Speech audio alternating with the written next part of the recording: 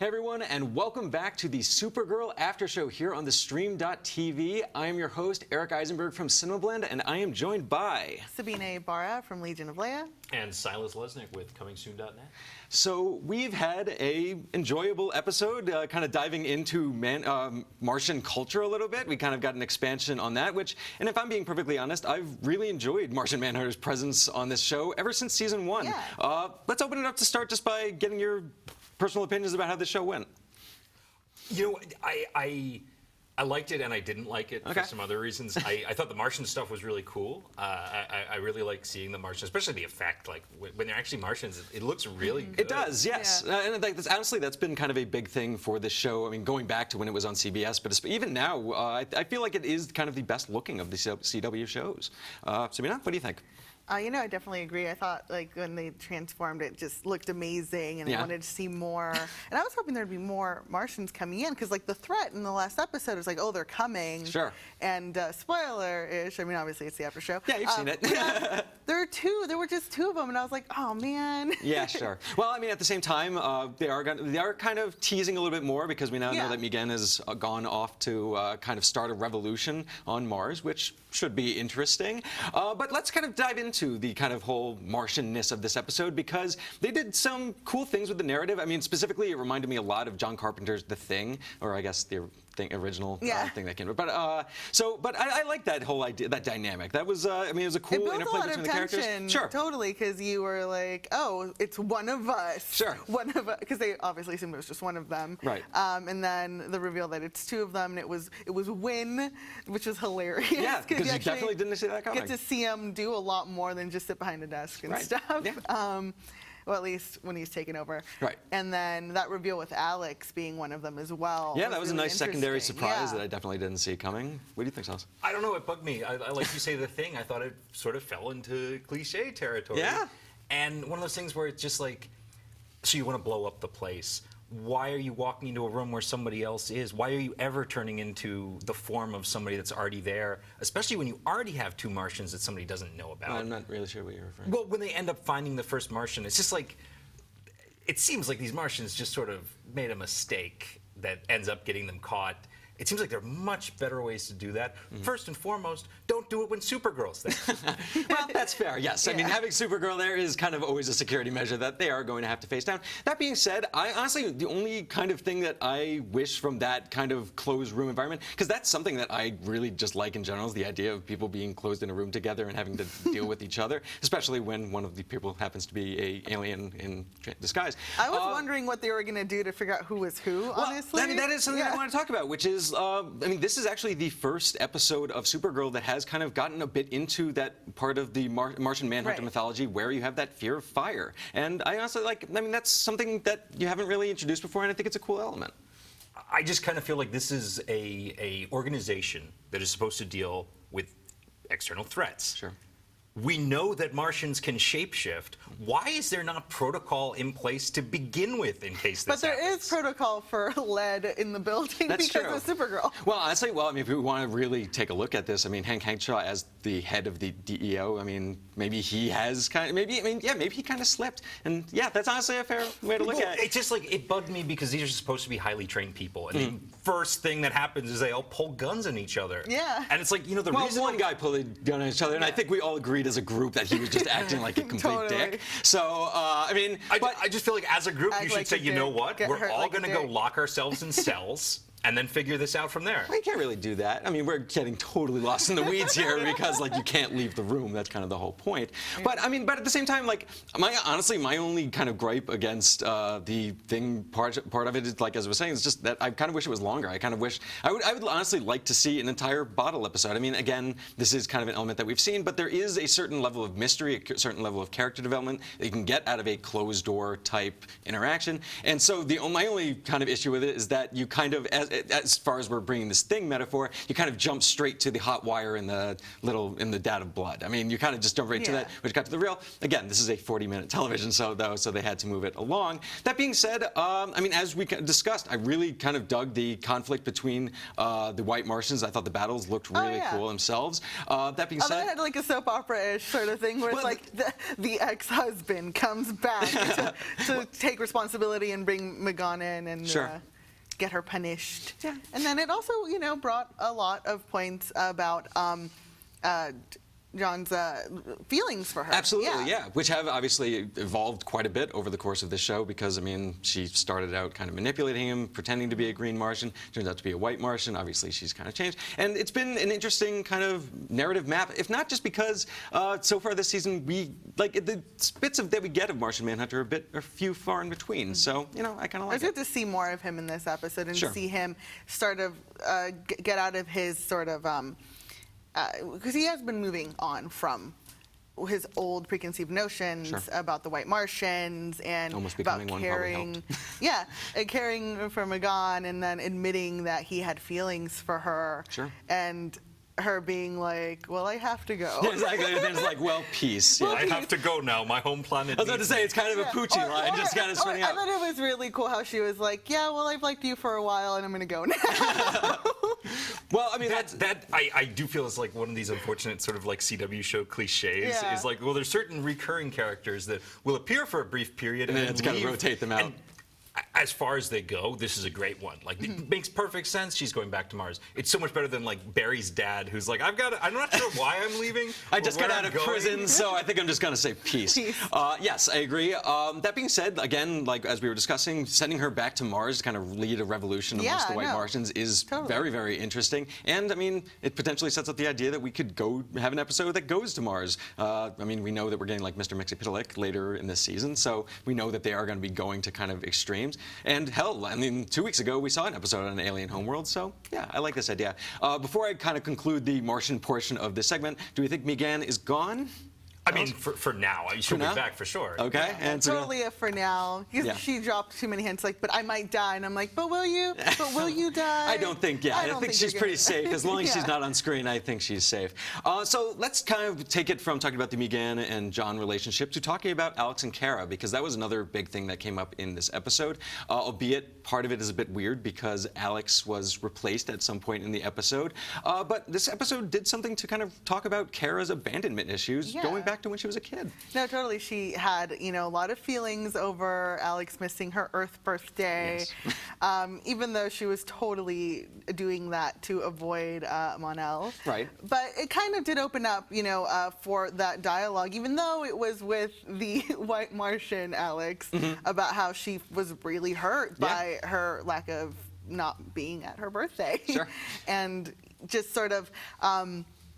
how she started to admit, like, I feel that people in my life, once they leave or they don't come and show up to something, they're just gone. And she lost her parents, and she thought, like, she was being left behind by her sister, and that she was being replaced a little bit by Maggie. By Maggie, yeah, absolutely.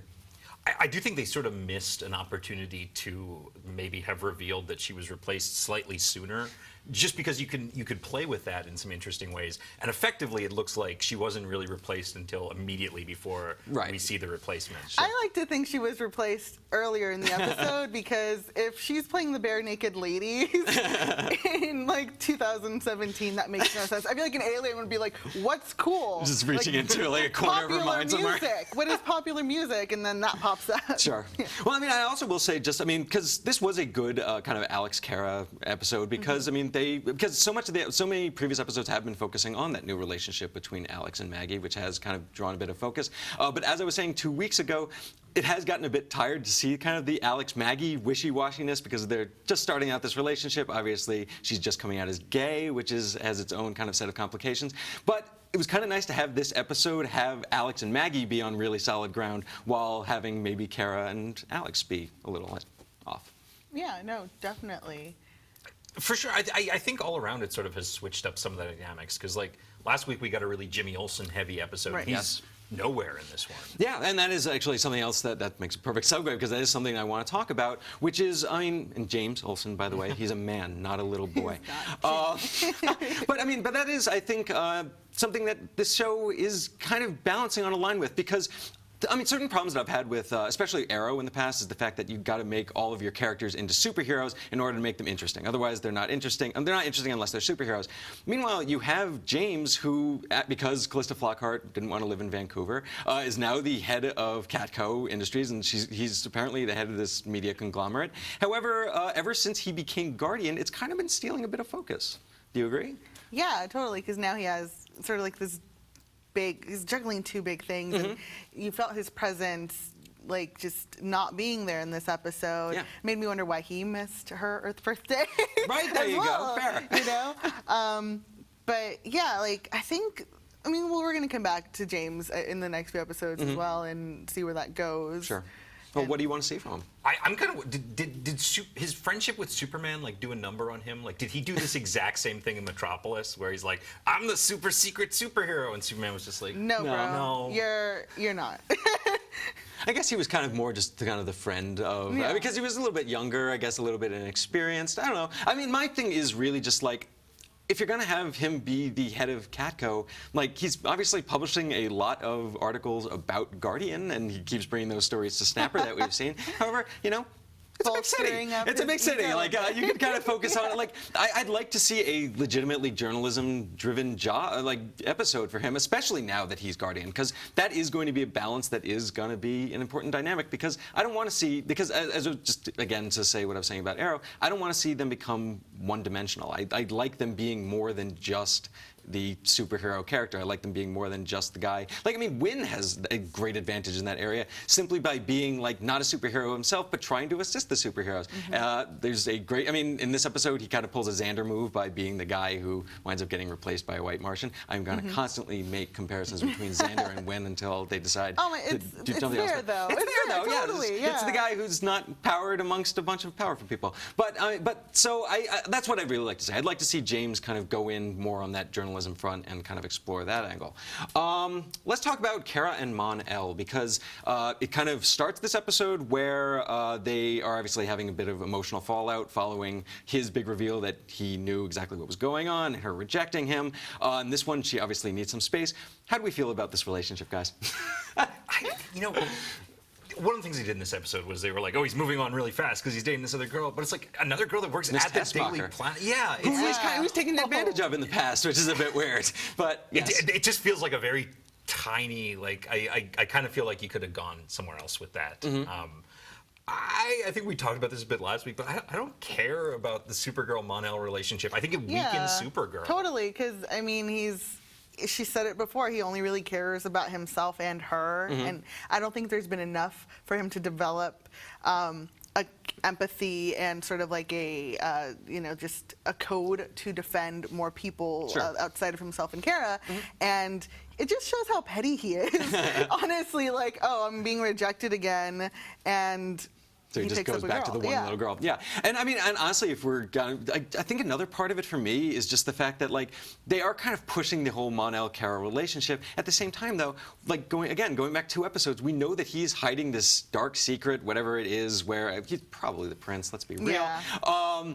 But that is something that is going to ultimately undercut this relationship. And if that's if they're still going to be building that while also, like, trailing behind this little bit of necessary information about, like, who he really is, and, like, it's going to be a big reveal, it's essentially we're going to be counting down the time until she learns who he really is. Part of it too was like when we found out that Supergirl liked him, it was like, oh, Supergirl likes him? Right. And then when we found out he liked her, it was like, oh, he likes her? And it's like, I don't see the conflict. It's either have a relationship or don't. It's true, and they are kind of leaning hard on, like, the whole idea that he's from Daxam, and, like, there's just that natural and innate Romeo and Juliet kind of comparison. But but now that he's kind of assimilated himself to Earth, it's not really that present anymore. So yeah, I think there is I mean, there is obviously potential for them to take this. I mean, what's really even the rush to have her get into another relationship Well, I think that's at kind the of the same bigger time, point, yeah. too? Because it's like, it's not really necessary,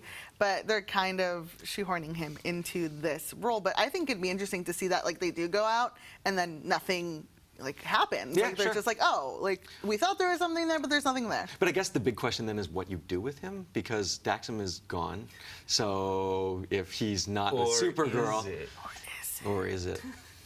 Yeah, I guess we don't know.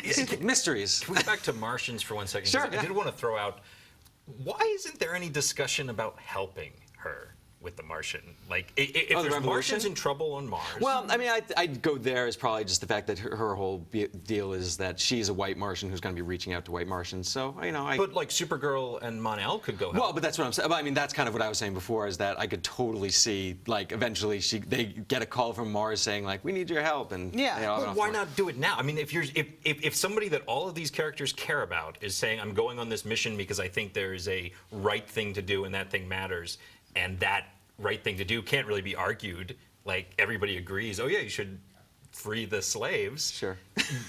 You would think that there would be that discussion. Okay. And couldn't Supergirl and Mon-El fly to Mars not terribly hard? I'm not sure Mon-El can fly. Is I he guess flying? we don't know so much about Yeah. how. Still but- in training.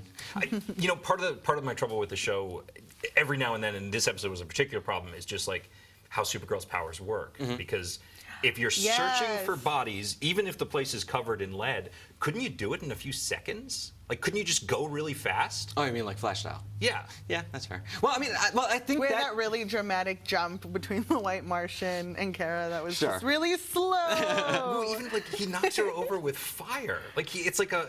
Well, I think it's kind of, I mean, if I'm playing devil's advocate here, that I think it may be just like to That have was Supergirl reactionary. act like the Flash kind of takes points away from the Flash. But he waves a Bunsen burner in front of Supergirl, and she like it's back in like terror, and it's like, this is the fire people were just holding their hands up to for a second. It's not dangerous. I honestly don't remember exactly what Supergirl's reaction. I don't remember if she was actually protecting somebody or not, so I can't necessarily argue. But yeah, that's fair. I mean, like, yeah, I mean, the problem with any kind of Superman, Supergirl story is the fact that you are dealing with an essentially immortal, invulnerable alien. So you got to hype the drama to a certain degree. The Well, trouble is like when you then have storylines that are built out of Guardian, for instance, and he's like, I need to help the city, and it's like, well, do you need to help the city? You have Supergirl, who they've said is more powerful than Superman, and he's been protecting a much bigger city from like theoretically stronger threats for much longer. Yeah. Why do you need a guy? But then in again, I armor? mean, within the Supergirl canon, when Superman first met Martian Manhunter, he said he was the most powerful being on Earth. So why couldn't you make the same argument that Martian Manhunter is the? Oh yeah, the I one agree. by I himself? think the city has Yeah. probably But I enough think but you're heroes. completely underwriting like the whole point of multiple superheroes. I don't understand what you're doing. We talked about it a bit last week, but it was like the some criminals get away from the car, and it's like they Well, you ran should catch away up from with the the car. cars. Yes. Supergirl couldn't stop them. It's hard for me to like actually wrap my mind around the fact that a guy in a suit of armor who's a human being and can't move, even if he's exceptionally skilled as an athlete, even if he has great physical prowess, that he can do anything that Supergirl couldn't do in a second. Maybe. I don't know. We'll see. Well, I mean, I guess let's take that as kind of a gateway to talk about what is coming up next week. Because, I mean, if we are, as you saw from the preview, we are getting Metallo back. So if you want to talk about a legitimate threat to Supergirl, you got a guy who's filled with kryptonite. So, I mean, not only that, but we are seeing the return of Lena Luthor in the next episode, return of her mom and Cadmus. What are you guys' expectations? Well, I'd like to throw out, we heard news broke last week that Terry Hatcher was going to be on the show. Oh, there you go. That We too. still don't know who she's playing, but I think it's going to be Lena Luthor's biological mom. Okay. This would be my guess. I like that. Because there is an episode coming up called Luthor's, plural. Okay. Actually, we haven't brought it up, but I'm excited for the Music Meister episode. There was actually sure. pictures today. The musical? Yes. Yeah, and I'm looking forward to that's also another very Buffy thing. Yeah, exactly. as well. Yeah, no, just bring that back. And actually, I will say this: I kind of predicted something a couple weeks ago when we were talking about the musical episode. I suggested that they should get Rachel Bloom or the Crazy Ex-Girlfriend writers to kind of work on the music, and I have heard that they are actually doing that. Yeah, So- apparently she has, I think it's only one song, but it's still that's enough. super cool. Yeah, Yeah. I mean, anyone who's not watching Crazy Ex-Girlfriend, not Super Ex-Girlfriend, that's a terrible movie with Uma Thurman. Crazy Ex-Girlfriend, definitely, it's another CW show that you should definitely be on the lookout for. Great music, great comedy. So yeah, I'm totally excited for that. But I will say, just watching this upcoming preview, kind of, I especially want to look at Lena Luthor. We're gonna go really dark before it gets light. Well, yes. Well, I mean, because the last time we saw Lena Luthor was I believe, the season finale, or the mid-season finale, where she wound up actually turning against her mom and not turning on this big anti-alien device. So there is this kind of dynamic about whether or not we can trust Lena Luthor. That being said, we could see her in the preview hugging her mom. Where do you guys see that narrative going? Well, from watching Smallville for many, many, many years, I know that if your last name is Luthor, you will never be able to say if they're a good guy or a bad guy, ever. Nah. There will always be something that is done that, like, a Luthor character will do that, like, is actually they were thinking of themselves, even though it may seem altruistic. But that's just comes with the territory. Well, I guess, yeah, just being kind of Luthor, if you expect them to be evil. Like, I mean, I think Lex kind of, unfortunately, kind And of that back and forth, you know, to continue. Well, I guess, I mean, kind of that brings us back to the whole conversation about the will they, won't they of kind of Mon-El and Kara because of the secret that they know. Do you guys watching the show ever trust anything that Lena Luthor does or any member of the Luthor family? No. I think that's what it's kind of come down to, right? Yes, they are all alien-hating scum. Yeah. Yes. I will also say that I'm actually legitimately also excited to see the return of Cadmus because, yeah, that's kind of been, I mean, especially since the season 2 has come back since its break, has not really been a part of the show that's that much, and that is, it's like, especially as far as Kara's narrative for the season goes, that has been kind of her strongest through line, and I've been missing it, if I'm being perfectly honest. How about you guys? I started really getting into Superman comics as a kid during the whole death of Superman, and like Cadmus was a big part of that, and I like that era. I'm happy. Just Metallo is a neat character. My favorite version was always I think Malcolm McDowell did the voice on the animated series, but he is a neat villain for Supergirl simply because he carries kryptonite with him. Exactly. And I think that's going to bring back the whole idea of the Guardian and Mon-El and everyone working around her to kind of like do the Super Friends support thing. system. Yeah, exactly. Yeah. And especially because, I mean, it's like we had last week where there is now that conflict that exists between Guardian and Supergirl. They're not on the same page when it comes to this whole vigilante business. So yeah, they will need a unifying force. And what better unifying force than a guy with a rock in his chest that can kill kryptonite or Kryptonian. There we go. So like, yeah, I totally like that idea. I will actually take this back just because this episode, which I should mention, is called The Martian Chronicles, which is a nice Ray Bradbury reference. But I'd like to let's talk about what we kind of want to see from the future of the Martians in this show, because one thing that just kind of interesting about this episode is that, like, for example, you mentioned the fire. That wasn't a weakness that we knew before. We are kind of learning more about kind of the biology of the Martians. There's a whole secret history within the whole Martian culture between like the origins of the White Martians and the Green Martians. Do you think that we will see this show kind of wind up getting into those areas, or do you think that we may have to just wait for a Martian Manhunter movie that will never happen?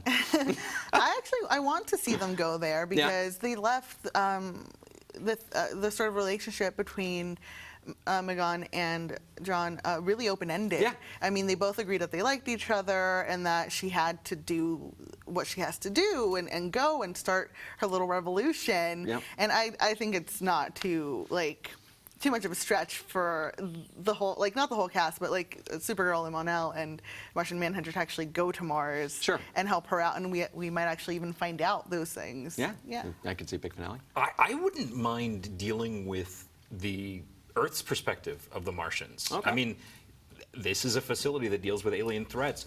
The concept of there being a planet, just one planet away, where this massive war is going on between some very hate-filled people. Does the Earth care about that? Could there be a plot to maybe destroy all Martians? That, like, there's some interesting things there, and part of me just wonders, in the world of this, like, what is the reaction? Does the world at large know that Mars has a existing culture on it? Well, I mean, that's a fair question. Hopefully Luther doesn't find out. Right, exactly, right? Well, I mean, even more interesting, I mean, the thing that we haven't talked about is the fact that the President of the United States is an alien. So there's clear, like, she's going to be able to reach behind the borders to kind of figure out anything. And do we even know? We don't know what kind of alien she is either, I don't right? think they said. So, I mean, maybe she's a White Martian. I'm blanking on it, but in the first season, I feel like there was a hint of this. But we got the fire that Martian Manhunter's afraid of fire. The opposite of that, he loves Oreos.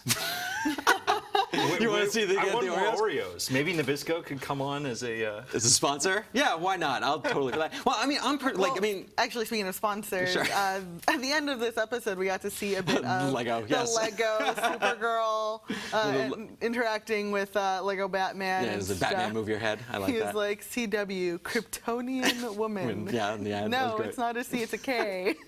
Very excited for Lego Batman Yeah. around these parts, if it isn't really obvious. But to get back to Martian Manhunter, like, I will say, I mean, like I said, we probably won't ever get a Martian Manhunter movie, especially because, I mean, the way that the DC Extended Universe is building, it looks like Cyborg is going to be taking the 7th slot that would otherwise belong to Martian Manhunter. So I actually would really love to see kind of this And there's character also fully the explored. announcement of Black Lightning as well coming to this. Oh, the new show, absolutely. Yeah, I mean, specifically talk about Martian Manhunter. Like, There's a lot of room for arcs, honestly, Mm-hmm. for the character, and he's so beloved and one of the most interesting people to see Mm-hmm. on screen.